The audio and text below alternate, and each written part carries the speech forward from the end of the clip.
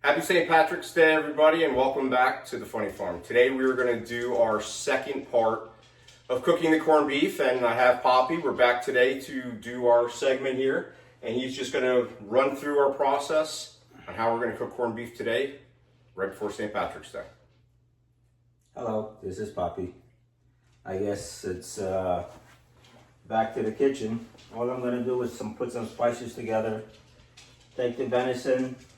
We took it out of the brine, washed it down pretty good just to make sure we don't have no brine or salt or anything on it, just clean venison right here. I decided to keep the garlic that we had in the brine. You can throw a few cloves in with the venison to cook down to give it a little extra flavor. Now as far as the spices is all up to you.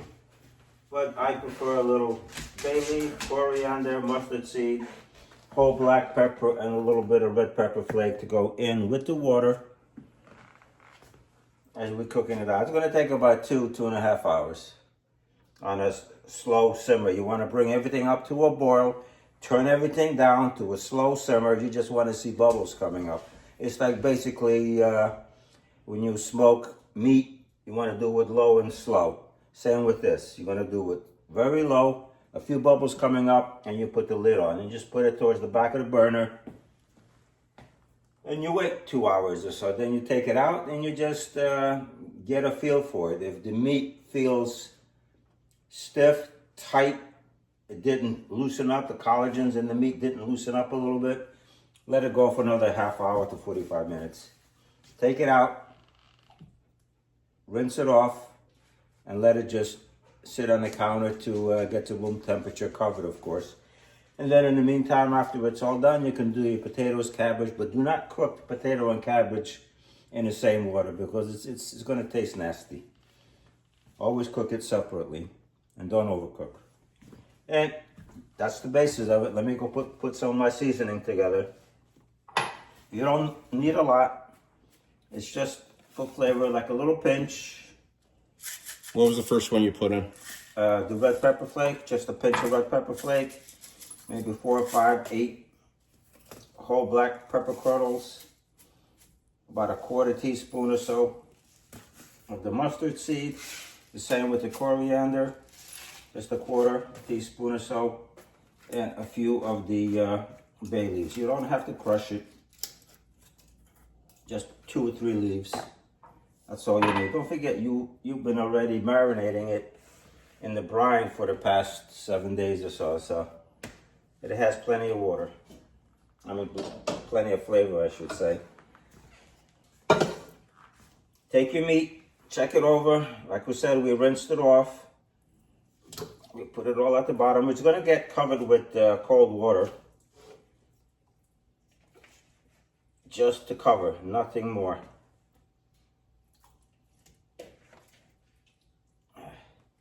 I like to put the meat in first for the simple reason that you won't make a mess. Take the cloves, just squeeze them out at the bottom, and they'll come right out. Discard the rest. 4 or 5 cloves, that's all you need. Me, I like extra. Nobody's gonna notice, but I like them. Put a little bit of the, matter of fact, all the seasoning in. See, it's not a lot. It's just there to add to the flavored water. Some people like to put salt. I don't like to put too much salt in. If you like more salt, you can always add more salt to it yourself, but that's later on your plate after it's all cooked down. All right, we've got the water to cover with the seasoning in there. I have the flame on it. We're just going to get it to a full boil. Once it boils, you turn the heat down. You're going to take a plate, put it in the pot to cover the meat so it stays under the water, and to make sure it stays there, I'm going to fill this vase with a little water in there to give it more weight. Then when you put the lid on it, it's going to come even with the lid, and it's going to keep the meat under the brine or under the boiling water. But make sure you simmer it, because if you boil it, it's going to be tough. And I was always told that if you boil any kind of meat or any kind of chicken, everything is going to be darker. I like it a little lighter in color and in texture.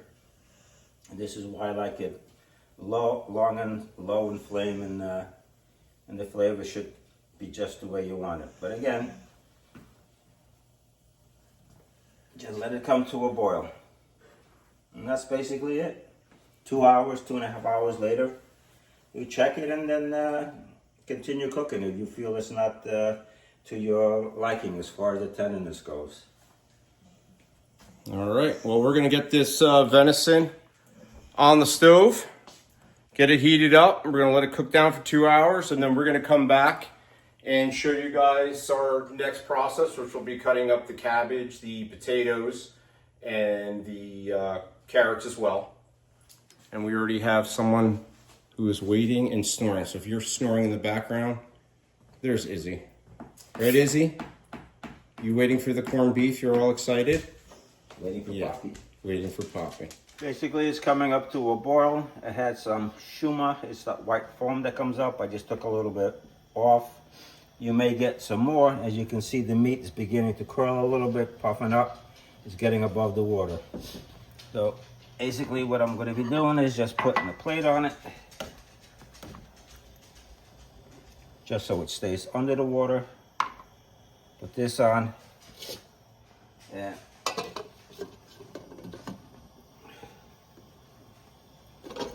it's just to press everything down. I'm going to lower the heat to a real small simmer. That's all. You just want little bubbles coming up, and you come back in 2 hours or so, and we see where we stand. All right, everyone, welcome back. The corned beef has been going now for about 2.5 hours. I checked it at 2 hours, still a little tough, so I let it go a half hour longer. I'm now just going to turn the stove off, and I'm just going to leave the corned beef in the pot while we do our next step, which is doing the cabbage and the carrots. So what we're going to do is we're just going to get our pot. We have it filled about halfway right now with cold water. Spices that we've put in is about a tablespoon of mustard seed, some bay leaves, some coriander seed, roughly a quarter to half tablespoon of that, red pepper flake, and about a quarter to half a teaspoon of the whole black peppercorns. So the water's cold. We're going to bring it up to a simmer. I've already quartered up one whole cabbage. So we're going to place these 4 cabbages into the pot. And I've also, my wife went to the store and got bougie gourmet carrots. So what I did was I just took the tops off, and I have roughly 10 or 12 carrots here. Left them whole, just took the tops off. And all we're going to do is just push this down into the pot. Get it all submerged, and we're gonna let this go. Once it goes to a simmer, we're gonna let it go for about a half hour. Meantime, corned beef is gonna stay in the pot. That is all, the lid's gonna stay on it. And once this is all done, we'll come back and put this all together and make an authentic venison corned beef dinner for St. Patrick's Day. Poppy apologizes for not being here for the last part of the video. He had to go home and start prepping his own corned beef for tonight. So he left me here with confidence that I would not mess this up. So hopefully we're gonna get it all done, but as of right now, we're gonna watch this pot, let it get to a simmer, dial it down, let this go for a half hour, and then we will get everything all put together so we can have a nice dinner for you guys here at the Funny Farm. Stick around. All right, everyone, welcome back. The venison corned beef is done. I'll just show you guys what this looks like. And I'm gonna get a picture here shortly of what it looks like once we start cutting into it. But also, the cabbage and the carrots are done. It's been going for a half hour. We're gonna pull that out. It's nice and tender to the touch. But we are ready to start plating. So we're gonna cut into this venison corned beef real quick, and I want you guys just to see the color inside this, which is that pink salt that we were using, that Poppy was talking about. This is what keeps the color on that meat. I want you guys just to take a look at how good this is. I wish you guys could smell this venison corned beef and this cabbage in my house right now. I'm gonna be eating this for the rest of the week. It is so good. So what we're gonna do, we're just gonna cut it up real quick, and I'm gonna be using a sweet mustard that I'm just gonna be putting on top. You could put it on top before you cut it up. For me, I'm a little fat kid. I'll just slice up a couple pieces here, and then I'm just gonna spoon it right onto the pre-cut pieces of corned beef. We are gonna grab a couple carrots, being a little crude and a little barbaric here, but that's what you get here at the Funny Farm. When you've got good food like this, I can't wait and be all nice and polite, and I gotta just dive right into this thing, making a mess. Good thing my wife's not home. She'll see me dripping this all over the counter. But here is cabbage. We're gonna just cut that up real quick. And I'm just gonna spoon on a little bit of this sweet mustard onto this venison corned beef here. And then we will do a taste test right here in front of you. And I already know what this is gonna be like because we've been down this road before. So let's see what we got here. Here's a little venison corned beef. Just look at the color on that, the graining. All right, a little sweet mustard and a little cabbage. Let's see how this thing turns out. Oh,